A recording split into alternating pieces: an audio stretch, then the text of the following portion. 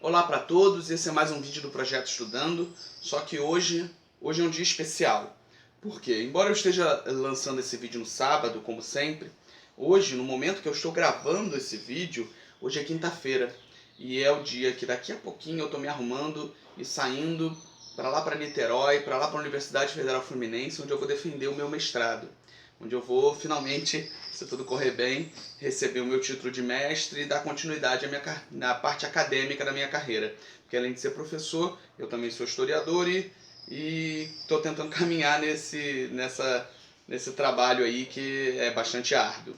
Então eu venho aqui agora para vocês fazer um vídeo um pouco mais pessoal, ainda que a gente vá, é lógico, falar sobre os temas de cultura pop e todas essas questões que a gente vem falando nos últimos vídeos, tá?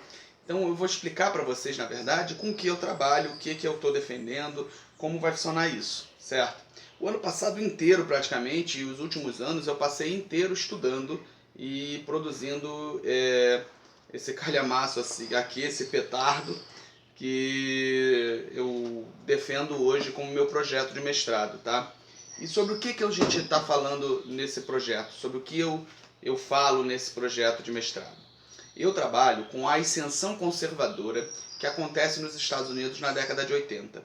Para a gente fazer um retrospectozinho, a década de 70 foi uma década muito complexa para os Estados Unidos, que você teve o fenômeno do Watergate, você teve o escândalo do Watergate, você teve a derrota no Vietnã, você teve uma série de crises econômicas que culminam com a crise do petróleo do século XIX, a economia estava muito ruim e acaba acontecendo que durante esse período nos Estados Unidos existe uma ascensão de um grupo conservador que tinha uma proposta política completamente contrária, uma proposta econômica também, completamente contrária ao que vinha sendo praticado nos Estados Unidos naquele momento.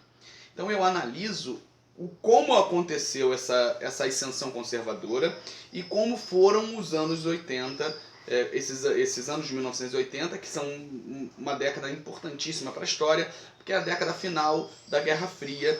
Vocês sabem, a Guerra Fria foi um embate ideológico que teve uma série de características. Se vocês quiserem, depois eu faço um vídeo específico sobre a Guerra Fria, que é um tema que eu estudei bastante.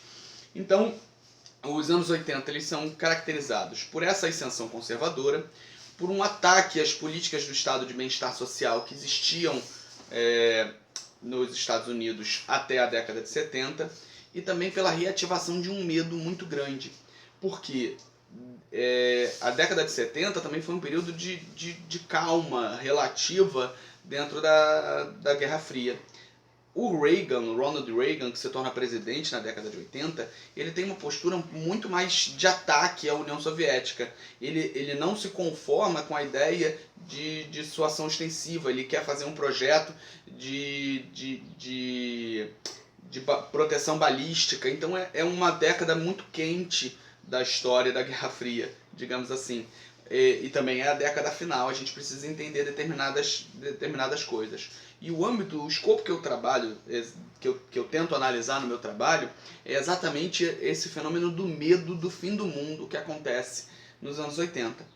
E onde é que entra a cultura pop nisso? Eu analiso esse imaginário social impactado por esse medo através das revistas em quadrinhos publicadas nos anos 80. Eu não vou aprofundar muito, até porque é um trabalho de 216 páginas não cabe num vídeo de 10 minutos, ou menos.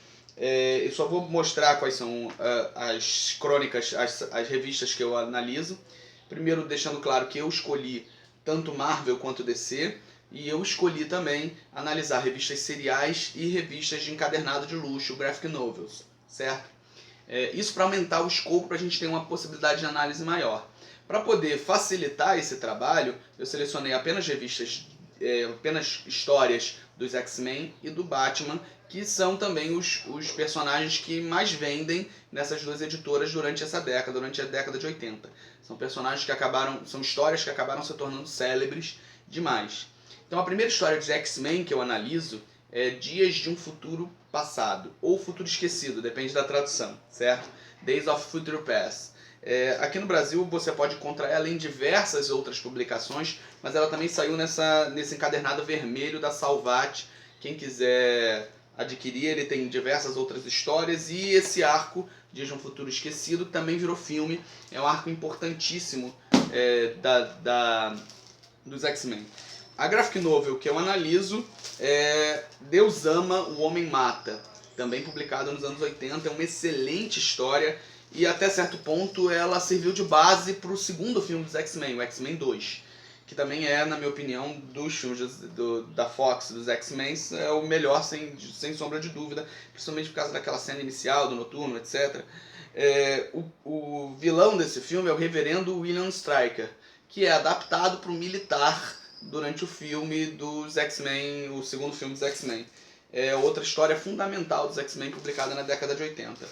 De Batman, eu escolhi o grande desafio de analisar o Batman Cavaleiro das Trevas, que é uma revista extremamente profunda, cheia de conteúdos, uma análise muito, muito, muito cansativa no sentido de trabalho árduo, mas ao mesmo tempo muito prolífica, que deu pra gente tirar muita coisa daqui. Muitas análises mesmo de Batman Cavaleiro das Trevas, foi um grande desafio até. E para concluir, na revista serial, o arco de história Batman As 10 Noites da Besta, que aqui eu tenho ela num volume condensado. A história talvez seja de todas as 4 que eu analisei a menos conhecida. O vilão dessa história é o KG-Besta.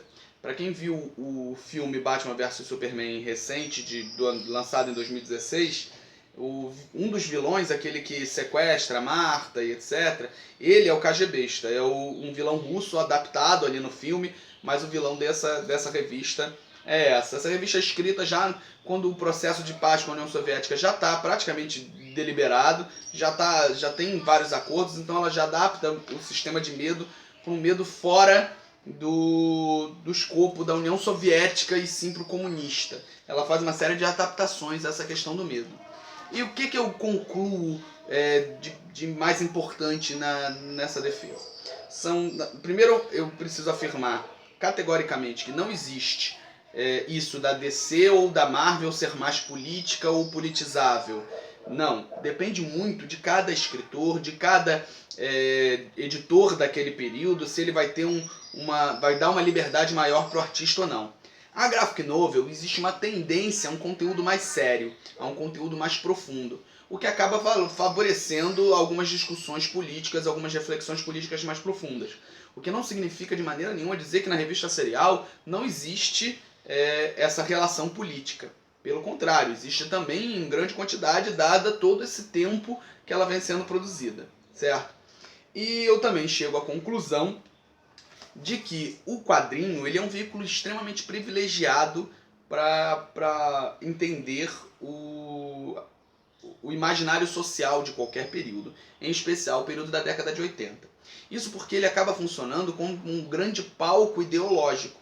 Você tem nessas revistas diferenças abissais. O Chris Claremont, escritor das 2 revistas dos X-Men, ele era de origem judaica e ele deixa claríssimo nas suas histórias o quanto ele está receoso com a ascensão do conservadorismo, a ideologia religiosa que vem com ele e a questão de políticas imigratórias que são aplicadas também. Ele entende essa ascensão conservadora como um grande perigo para as minorias. E ele deixa isso claro até em entrevistas que são publicadas ou em revistas ou em sites na internet. Já as revistas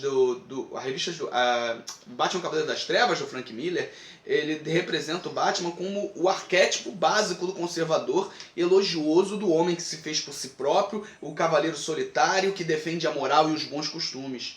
Então a revista acaba servindo como uma maneira de você identificar como a sociedade daquele período enxergava o mundo ao redor dela.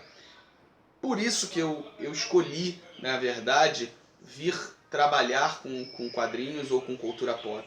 Porque eu acho que o entretenimento é um grande mecanismo de veiculação de mensagens políticas pró e contras.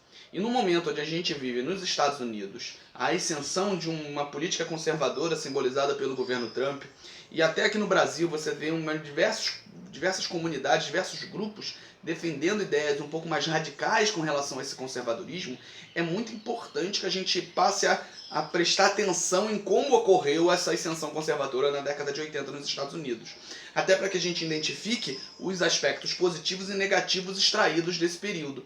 A política econômica Reagan, por exemplo, não conseguiu fazer o que ela tinha prometido, enxugar o Estado, diminuir os impostos. Ela foi completamente fracassada nesse sentido, embora no arquétipo cultural ela tenha sido muito bem sucedida em gerar uma cultura da mídia e em criar uma mitologia em torno do presidente.